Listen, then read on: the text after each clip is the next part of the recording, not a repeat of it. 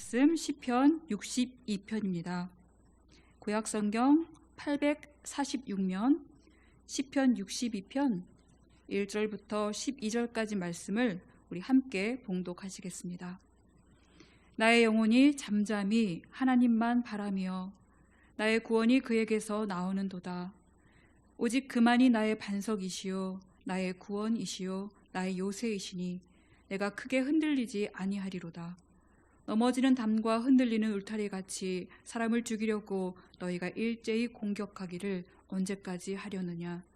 그들이 그를 그의 높은 자리에서 떨어뜨리기만 꾀하고 거짓을 즐겨하니 입으로는 축복이요 속으로는 저주로다. 나의 영혼아 잠잠히 하나님만 바라라. 무릇 나의 소망이 그로부터 나오는도다. 오직 그만이 나의 반석이시요 나의 구원이시요 나의 요새이시니 내가 흔들리지 아니하리로다.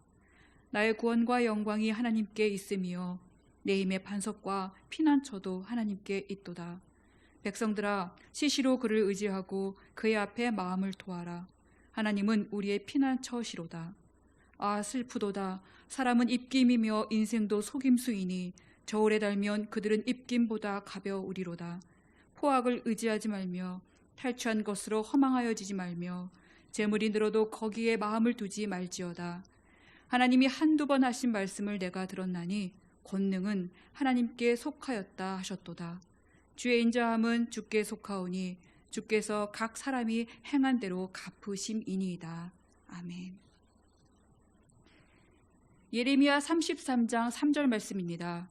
너는 내게 부르짖으라. 내가 내게 응답하겠고 내가 알지 못하는 크고 비밀한 일을 내게 보이리라. 우리가 부르짖어 하나님을 찾을 때에 비밀한 응답을 받을 수 있다고 익히 잘 알고 있는 말씀입니다. 그런데 오늘 시편 보시면 잠잠히 하나님만 바라라고 하십니다. 한편에서는 부르짖으라고 하시고 또 한편에서는 잠잠하라고 하시니 우리는 어떤 것이 맞는지 고심하게 됩니다. 그러나 부르짖든 잠잠하든 초점은 그것이 아닙니다. 기도하는 대상이 누구인지 기도의 대상을 확실히 하는 게 중요하다는 말씀입니다. 그러니 너는 내게 부르짖으라고 하시는 예레미야 말씀에서도 이 부르짖으라 보다는 그 앞에 있는 내게, 즉 하나님께가 더 중요하고 오늘 시편에서도 잠잠히라는 말보다 그 뒤에 있는 하나님만이가 더 중요하다는 것입니다. 하나님께 부르짖고 하나님만 찾는 기도, 이것은 하나님께 대한 전적인 신뢰를 의미합니다. 신뢰는 사람 사이에서도 매우 중요하지만 나와 하나님과의 관계에서도 매우 중요합니다. 리차드 포스터는 우리 시대는 신뢰의 물량이 딸린다라고 말합니다. 그러면서 서로 신뢰하기보다 불신하는 사회가 된 것을 지적하고 있습니다. 그러다 보니 하나님도 신뢰하지 못하는 사회가 되었다는 말입니다. 그래서 그는 이렇게 말합니다. 기도는 하나님의 음성을 듣는 것부터 시작되기 때문에 잠잠히 기다릴 때 하나님이 찾아오실 것이고 신뢰하면서 기다릴 때 하나님의 소리를 들을 수 있다. 또한 브레넌 매닝은 그리스도인의 삶을 한 단어로 정의한다면 그것은 신뢰라고 강조합니다. 하나님을 신뢰함으로 전적으로 맡기는 것이야말로 진정한 제자도의 결정적 정신이라고 강조합니다. 그러면서 신뢰는 우리가 하나님께 돌려드리는 선물이라고 말합니다. 그만큼 우리 삶의 전 영역에서 신뢰가 얼마나 중요한지를 강조하고 있는 것입니다. 오늘 시편도 개인 신뢰시입니다. 신뢰시의 특징은 교훈을 주는 지혜를 담고 있습니다. 따라서 오늘은 신뢰의 물량이 딸리는 세상 속에서 우리가 어떻게 하나님을 전적으로 신뢰하며 살아갈 수 있는지 그 지혜를 배우게 될 것입니다. 특히 오직을 의미하는 히브리어 아크가 시편 전반에 나타나고 있습니다. 이것은 하나님을 전적으로 신뢰할 수 있게 이끄는 핵심어라고 할 수 있습니다. 1절 보시겠습니다. 나의 영혼이 잠잠히 하나님만 바라며, 히브리어 원문에서는 아크로 시작하는 문장입니다. 우리 성경에서는 잘 보이지 않지만 이 하나님만이라는 말 안에 아크가 들어 있습니다. 그래서 이렇게 해석하면 됩니다. 나의 영혼이 오직 하나님만 바랍니다. 이 아크는 문장을 강조하거나 앞문장과는 대조되는 내용을 전개할 때 사용합니다. 아크가 2절, 4절, 5절, 6절, 9절 앞에 계속 나오고 있습니다. 시편 62편에서 이 아크를 사용함으로써 우리가 통상 하던 것과는 다른 방식으로 행동할 것을 교훈합니다. 다윗은 여전히 원수로부터 공격받고 있는 상황입니다. 이럴 때 통상 사람들은 어떻게든 그 공격을 막아내려고 힘쓰고 더 나은 방도를 찾기 마련입니다. 그러나 다윗은 다른 방식을 제시합니다. 오직 내 영혼은 하나님을 향하여 잠잠하겠다. 어떻게 공격이 빗발치는 상황 속에서 잠잠할 수 있을까요? 그러나 다윗은 이 잠잠히를 선택합니다. 왜냐하면 그럴 때 분명하고 확실한 결과를 얻을 수 있기 때문입니다. 나의 구원이 그에게서 나옴을 확신하기 때문입니다. 원수들의 공격에 완전히 포위당한 나를 구원하실 이는 오직 하나님뿐임을 신뢰하면서 하는 고백입니다. 2절도 오직으로 시작합니다. 오직 그만이 나의 반석이시요 나의 구원이시요 나의 요새이시니 내가 크게 흔들리지 아니하리로다. 이것은 하나님께 대한 신뢰를 거듭 강조하는 것입니다. 그러나 동시에 내가 얼마나 크게 흔들리고 있는지를 토로하고 있습니다. 이 흔들린다는 말은 히브리어로 모트라고 하는데 터가 흔들리고 그 부패하고 실족하는 것을 말합니다. 흔들리는 터 위에다가 아무리 견고하게 건물을 세운다 해도 머지않아 그 건물은 기울어지고 어느 쪽으로든 무너지게 됩니다. 같은 의미로 사람이 실족했다는 말이 시편 기도에 가장 많이 나오고 있습니다. 그것은 아마도 세상 살다 보면 그만큼 실족하는 일이 많기 때문일 것입니다. 원수가 나를 믿음에서 벗어나게 하려고 믿음의 기반을 흔들어 대서 실족하기도 하고 또 스스로 내 믿음을 흔드는 일도 있는데 악인에 대한 하나님의 처사가 잘못되었다고 생각하기 때문입니다. 악인은 벌을 받아 마땅한데 그러고도 버젓이 잘 사는 것을 보면 실족하게 됩니다. 시편 73편에 의하면 악인이 망하기는커녕 되려 살이 쪄서 눈이 솟을 정도로 떵떵 부를 누리고 그렇게 큰 죄를 저지르고도 법망을 피해서 형통을 누리는 것을 보니 실족할 수밖에 없다는 것입니다. 과연 공의의 하나님이 살아 계십니까? 묻고 싶을 만큼 하나님께 대한 믿음이 흔들렸다고 시편의 기자들은 토로합니다. 이렇듯이 하나님께 대한 신뢰가 무너지면 불신이 싹트게 되고 결국 불안과 두려움이 밀려오게 됩니다. 그래서 3절 보시면 다윗이 잘 쌓아놓은 담과 울타리가 다 무너지고 흔들리는 일이 생기고 맙니다. 담을 치고 울타리를 쳐서 적의 공격으로부터 자신을 철저히 방어하려고 했지만 소용없습니다. 원수들이 가만히 있지 않기 때문입니다. 일제히 일어나 그 안전망을 넘어뜨리고 흔들어대고 공격을 계속 퍼붓습니다. 다윗의 두려움은 가중됩니다. 넘어지는 담과 흔들리는 울타리같이 사람을 죽이려고 너희가 일제히 공격하기를 언제까지 하려느냐. 이 4절도 오직, 즉 아크로 시작합니다. 여기서는 악인들이 얼마나 악하고 집요한지를 강조합니다. 악인들을 꾀하는 자들, 거짓을 즐겨하는 자들, 저주가 가득한 자들이라고 표현하고 있습니다. 그들이 그를 그의 높은 자리에서 떨어뜨리기만 꾀하고 악인들이 얼마나 집요하게 다윗을 땅바닥으로 떨어뜨리려 하고 또 하나님을 향한 신뢰도 무너뜨리려고 하는지 오직 떨어뜨리는 그 일에만 몰두해 있다는 것입니다. 그러기 위해서 그들은 거짓을 즐겨합니다. 악인들의 대표 명사가 거짓입니다.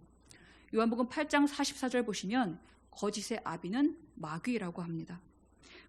거짓에도 아비가 있어서 거짓은 계속 거짓을 낳습니다. 그런데 악인들이 거짓을 꾀하며 공격해 오는 것을 다윗도 잘 알고 있습니다. 그래서 다윗은 말합니다. 입으로는 축복이요 속으로는 저주로다. 야고보서 말씀에도 성도는 한 입에서 찬송과 저주가 나는 것이 마땅치 않다고 말씀하고 있습니다. 왜냐하면 저주는 악인들의 것이기 때문입니다. 세상을 둘러보면 정말 속임이 가득합니다. 간교한 사기가 난무합니다. 속이려고 작정하니까 당해낼 재간이 없습니다.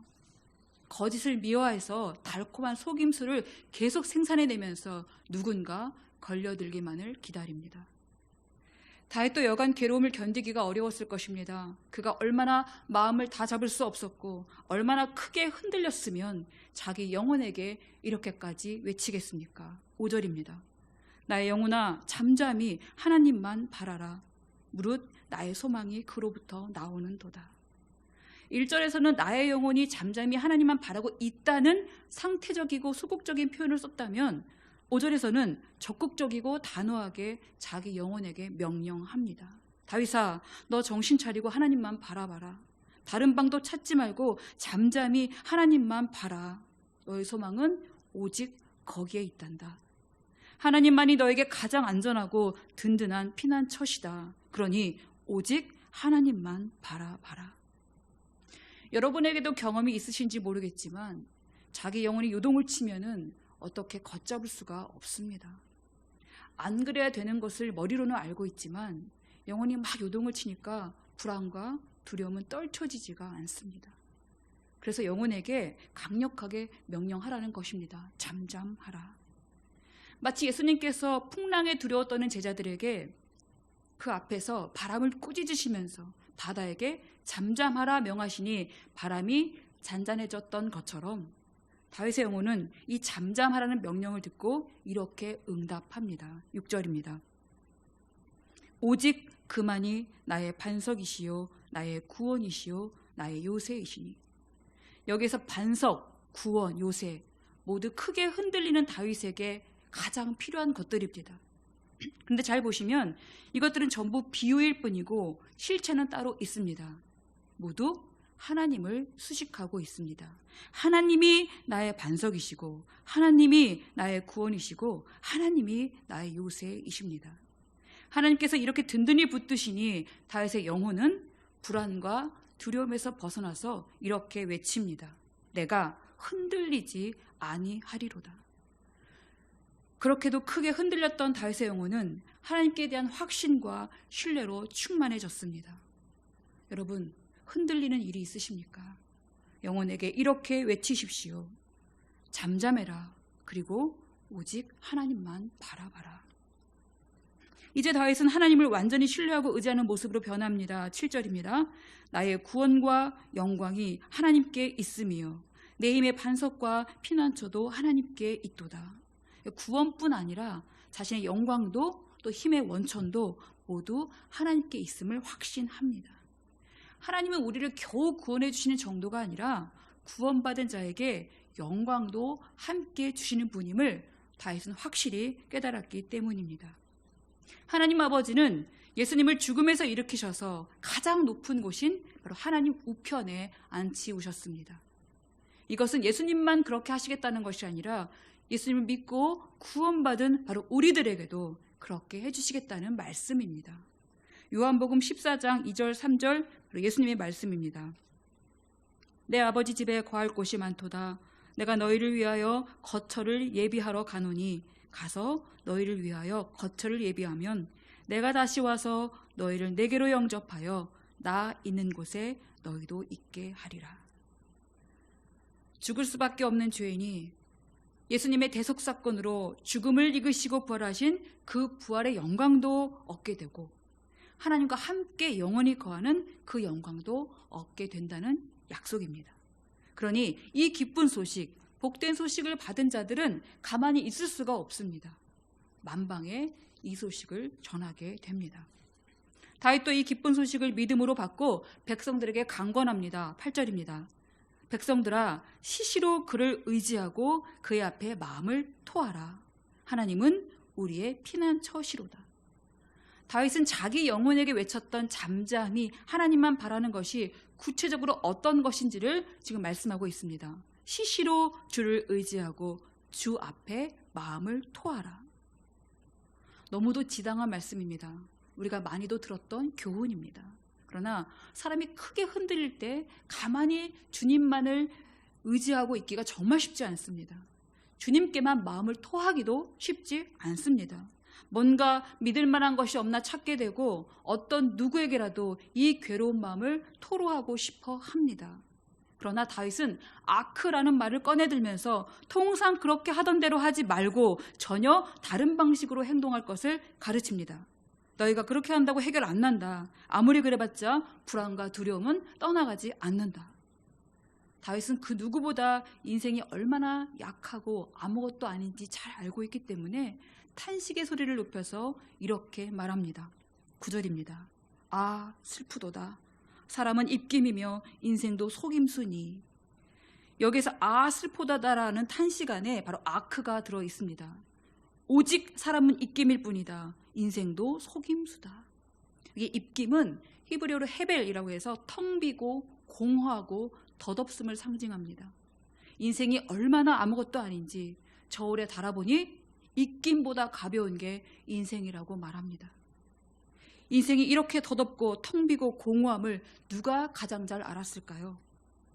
세상 것을 다 가져본 사람이 제일 잘 압니다. 솔로몬이 전도서의 첫 시작을 모든 것이 헛되다는 말을 5번이나 거듭하면서 탄식하는 이유도 거기 있을 것입니다. 그는 이어서 말합니다. 해 아래에서 수고하는 모든 수고가 사람에게 무엇이 유익한가? 공감 100배입니다. 우리의 인생 내내의 수고가, 그렇게 뼈 빠지게 수고한 수고가 무엇 때문에 그렇게 했는지, 누구를 위해 그리 했는지, 혹시라도 자기 영광을 위해서만 그랬다면 더더욱 덧없음을 느낄 것입니다. 가장 높은 자리에서 온갖 부귀영화를 다 누려봤지만 그것만으로의 인생은 얼마나 헛되고 덧없었던지 너무도 잘 아는 솔로몬은 전도서 마지막을 이렇게 매듭 짓습니다. 젊은 날부터의 수고가 헛되지 않으려면 반드시 너의 창조주를 기억해라. 두려움과 불안과 혼돈을 몰아내고 평온과 안전과 질서로 천지를 창조하신 하나님을 기억할 때 인생은 하나님 떠나서는 텅 빈 먼지에 불과하다는 것을 절실히 깨닫게 되면서 나의 모든 것까지도 다 알고 계획하신 하나님을 더욱 의지할 수밖에 없게 되는 것입니다. 그럼에도 인생은 시시로 하나님을 의지하지 않고 하나님 앞에 마음을 토하지 않고 완전히 반대로 갈 때가 너무도 많습니다. 그래서 다윗은 여전히 아직도 하나님께로가 아닌 반대로 가고 있는 이들에게 그쪽이 아니라고 이쪽이라고 방향을 고쳐줍니다. 10절입니다. 포악을 의지하지 말며 탈취한 것으로 허망하여지지 말며 재물이 들어도 거기에 마음 두지 말라. 이 포악은 사기와 부정한 소득을 말합니다. 사기, 부정한 소득, 탈취물, 재물 다 같은 말입니다. 성도들마저도 로또, 불로소득, 일확천금을 바라는 시대에 일침을 가하는 말씀입니다.